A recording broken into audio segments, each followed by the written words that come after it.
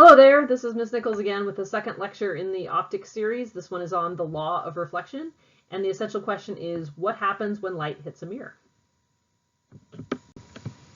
So since waves are energy moving through media or materials, eventually those waves are going to hit the end of whatever material they're in, and we call that situation a boundary. When the wave is moving in the medium and it gets to that boundary, it's going to there's going to be another medium on the other side. And something really interesting happens, you may recall this from your freshman physics class, when a wave hits the boundary between two media.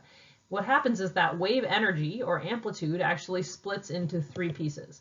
The incoming wave is called the incident, and that's the wave that has all the energy. And once it hits that boundary, some of the wave energy gets transmitted, which means it moves into the new medium. Some of the wave energy is reflected back off of the surface. And some of the wave energy may be absorbed by pigments that are in the material that it's going into. Each of these three parts of the wave have less energy than the incident wave due to conservation of energy. And the ratio of how much is reflected versus transmitted versus absorbed depends on the medium, the incident medium, and also the medium that it's going into.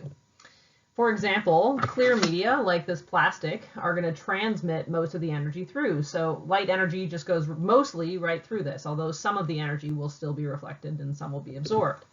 For example, a bubble, you can see how the light is going through that bubble because it is transparent. Flat, shiny media, like a mirror, will reflect most of the energy that hits it, although there will still be a component that is absorbed and a component that is transmitted through this medium as well. And if you have colored or opaque media, it's going to be absorbing most of the energy. So like this piece of paper, this origami tiger my son made, it's opaque, and most of the energy when light hits this gets absorbed by the pigments inside of this medium. Okay, so I want to pause and do a quick demonstration that I would have done if we were in class together. This is a red laser pointer, and I've set up this screen here so you can kind of see how bright the red laser is.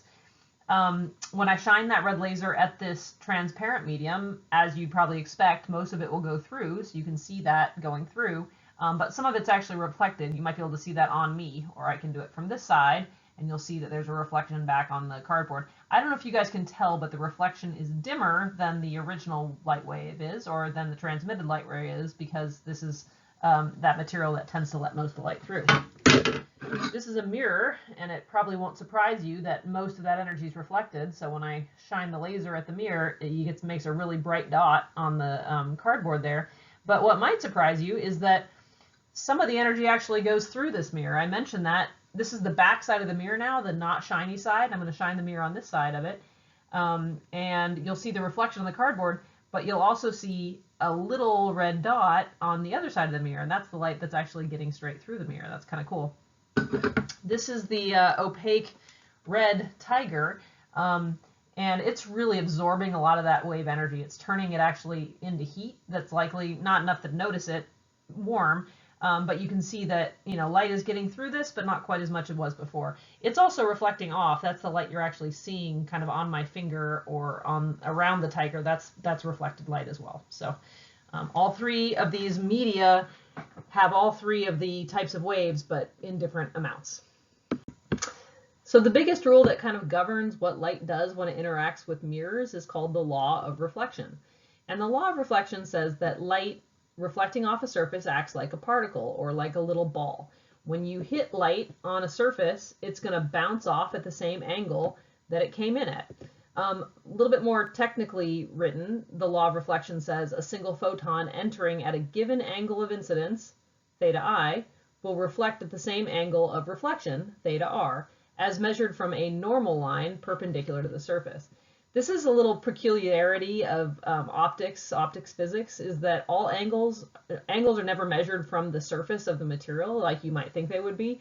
Instead, all angles are always measured from a perpendicular line called a normal line. So one of the first skills you guys need to kind of get good at is realizing that every time we have an incident light ray hitting a surface, the first thing to do is to draw that vertical normal line that's going to be right angled to the surfaces, just like I showed there in yellow. And then it's the angles are measured from that line, and we're going to have two identical angles on both sides for to show the law of reflection. It's pretty straightforward when the surfaces are horizontal, but sometimes our surfaces are going to be at angles, and so it's a little trickier to draw that normal line. But just realize that we still have to make it at a right angle to the surface, and hopefully you can kind of rotate it, or even rotate your paper when you're drawing that to make it a little bit easier. Sometimes the law of reflection happens twice, right? So we could have a light ray going in, reflecting, and then reflecting again off of another surface, and hopefully your geometry is a little bit, you're comfortable with your geometry because you could actually use that to calculate those angles. You don't have to do that a lot in this class, but it's something that we certainly could ask you to do. Quick little demonstration for the law of reflection here. When I shoot that laser pretty much straight into the mirror, the reflection bounces pretty much straight back out.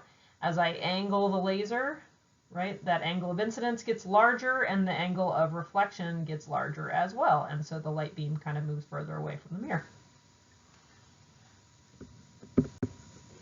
So even though every light photon will always follow the law of reflection, surfaces might be different, and that'll have a different impact on a reflection of an entire beam or ray of light.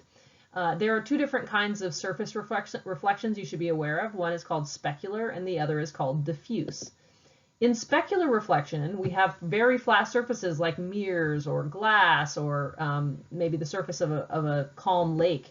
And in specular reflection, the beam of light basically stays together. Because the surface is so flat, every single photon is bouncing off at the same angle. This is why like a laser off a mirror can be dangerous, because it's going to stay together and keep all that energy in one tiny tight beam, and if it goes into your eye, even after reflecting from a mirror, it could damage you. One interesting after effect or side effect of this specular reflection is that because the light stays together in a coherent little ray or beam, you only can see that light if your eye happens to be in the path of the light. So when I shine the laser on the mirror, only someone who happens to be at the correct angle of reflection would get the laser in their eye, and everybody else couldn't see the laser at all. So if I put a few eyes in this picture, right, that laser beam is going straight into that eye, but these other two eyes can't see the laser beam at all because none of the light is managing to get through their pupils. The other kind of reflection is called diffuse reflection, and this is actually much more common when we have rough surfaces. And whenever you have a rough surface, so all the photons are coming in, again, in a beam. This is like shining a laser on a rough surface, and each photon is going to follow the law of reflection, but the surface isn't flat. So you can actually see all those normal lines are pointing in all sorts of crazy directions based on the surface roughness. So what happens is that beam of light gets what's called scattered or spread in all directions. And so that light goes everywhere in the room. Pretty much everything in your lives is a diffuse reflector, with the exception of the things that I mentioned above. And the cool thing about diffuse reflection is this is why we can see stuff. Like when you look throughout your room, most of the objects in your room aren't making their own light, with the possible exception of an overhead light or the sun in the window. So the only way you could see those objects is if the light that's coming in hits those objects, bounces in all directions, and one of those photons happens to go into your eye. It's kind of this crazy coincidence that, you know, everything that you see in your room is sending a photon directly into your eye, and that's because most of those things are diffuse reflectors. So every object is visible to everybody in the room because the reflected photons go in all directions. Quick little demo for you. So I'm sitting currently out of the frame of view of the camera, which means that even though my face is trying to send photons in all directions because it's a diffuse reflector, the screen is being blocked by kind of the corner of my computer. So none of the photons from my face are able to get to the camera screen. But if I bring in a specular reflector, this mirror, and I line it up so that I can see the camera reflection in the mirror, so that means that light is leaving the camera, going to the mirror and to my eyes. So by just symmetry and geometry, light leaving my face is hitting this mirror and going into the camera. So I've redirected the light from my face using a specular reflector, and now you can see me. And if I change the angle of the mirror so that I can't see the camera won't be able to see me either. So there are no more Ms. Nichols, and then I'm back again. All right, that's the end of this lecture. Please take a couple minutes and revisit the essential question, which is what happens when light hits a mirror. And I've also put a chunk of practice problems up that involve drawing normal lines at angles and a little bit of practice with the law of reflection. So I'd appreciate it if you could take a few minutes to try that. If this was like a live lecture in class, we would stop and I would have you guys do all those problems. You're really going to miss out on a lot of the richness of the learning if you don't stop and do the practice problems. So please give those guys a shot, and then you can move on to the next lecture if you still have time. Thanks.